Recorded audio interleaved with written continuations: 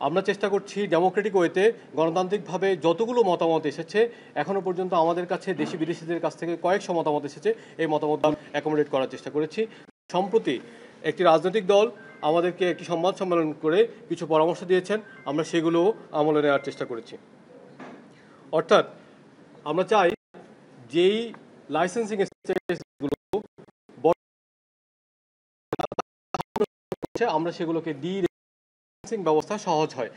এখন আমরা কেন এই কাজটা করছি? এই কাজটা এই জন্য করছি, বাংলাদেশে টেলিযোগাযোগের যে সেবা, এই সেবার মান কম এবং দাম বেশি।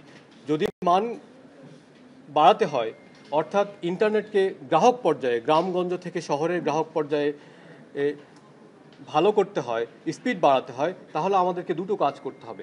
একটা হচ্ছে যে সরকারের যে কর ব্যবস্থাপনা, এই কর ব্যবস্থাপনায় বর্তমানে 50% কাছাকাছি রাজস্ব আহরণ করা হয়।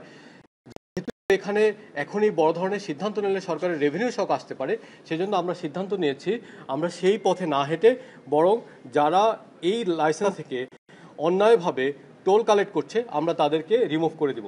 তবে এই রিমুভ করার জন্য দেশীয়রা কিভাবে প্রোটেকশন পাবে আমরা সেই বিষয়টাও আমলে নিয়েছি।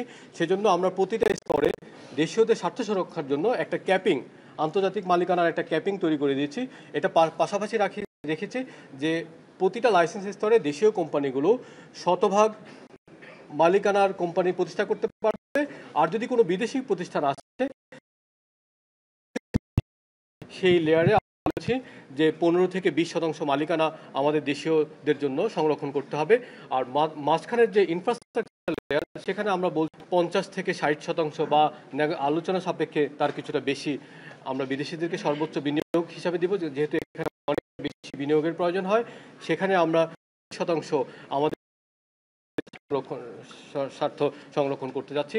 আর আন্তর্জাতিক যে স্তর আছে সেই স্তরে আমরা বলেছি যেহেতু সেখানে বর্ধিত বিনিয়োগের প্রয়োজন নেই, সেখানে আমরা মালিকানা দেশীয় ব্যবসায়ীদের অনুকূলে রাখার জন্য সেখানে দেশীয়দের 51% বিনিয়োগ সুরক্ষার কথা বলেছি।